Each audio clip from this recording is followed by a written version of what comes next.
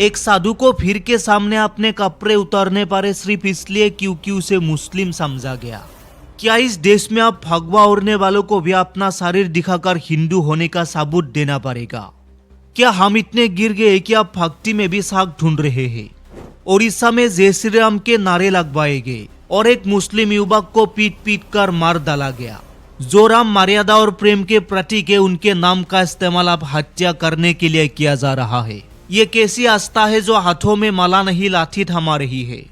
UP के एक विधायक थाने में खड़ा होकर धमकी देते हैं कि अगर पुलिस ने काम नहीं किया तो मस्जिदों में सुअर का मांस फेंकवा देंगे। विधायक जी, आप कानून बनाने वाले हैं या कानून तोड़ने वाले?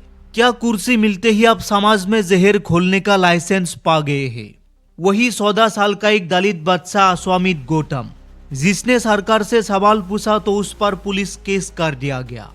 गजब का लोकतंत्र है। जहां खुलेआम नफरत फैलाने वाले आजाद घूम रहे हैं, वहां सवाल पूछने वाले एक छोटे बच्चे से पूरी सरकार डर गई। क्या अब इस देश में इंसानियत की कोई जगह बसी है या हम सब सिर्फ एक भीड़ बनकर रह गए हैं? दोस्तों, सोशल मीडिया पर एक वीडियो वायरल हो रहा है। एक साधु रास्ते से जा रहे थे, तभी कुछ लोगों ने उन्हें घेर लिया। भीड़ को शक था कि वो मुस्लिम है और फेस बदलकर घूम रहे हैं। बाबा को इतना गुस्सा आया कि उन्होंने सबके सामने अपने कपड़े उतार दिए ताकि लोग देख सके कि वो हिंदू ही है।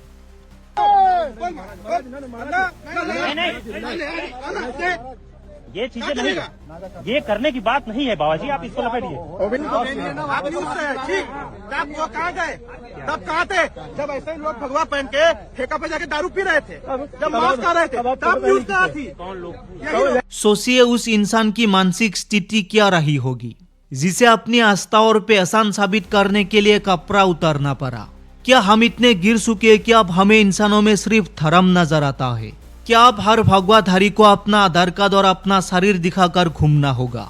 नफरत की ये फैक्ट्री किसने लगाई, जहां एक असली साधु को भी फर्जीवाड़े के शक में अपनी इज्जत दांव पर लगा देता है?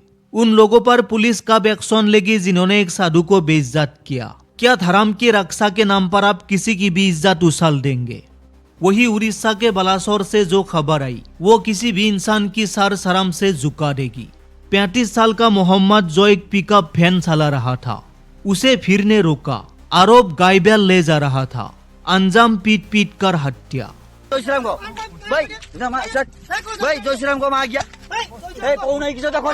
सवाल ये है, क्या भगवान राम के नाम पर हत्या करना धर्म है? गाय को माता कहने वाले क्या इतने निर्दयी हो सकते हैं कि एक इंसान की जान ले ले?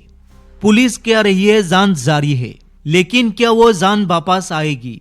कानून हाथ में लेने का अधिकार इन भीड़ को किसने दिया? जब तक सड़क पर न्याय होगा तब तक अदालतों की क्या जरूरत है?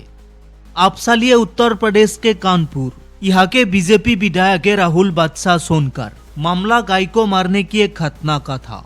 जो गलत है, पुलिस को अपनी कार्रवाई करनी चाहिए थी, लेकिन विधायक जी थाने पहुँचते हैं और जो कहते हैं वो लोकतंत्र के लिए खतरा है। वो कहते हैं अगर 48 घंटे में कार्रवाई नहीं हुई तो मस्जिदों में सुअर का मांस फेंकवा दूंगा।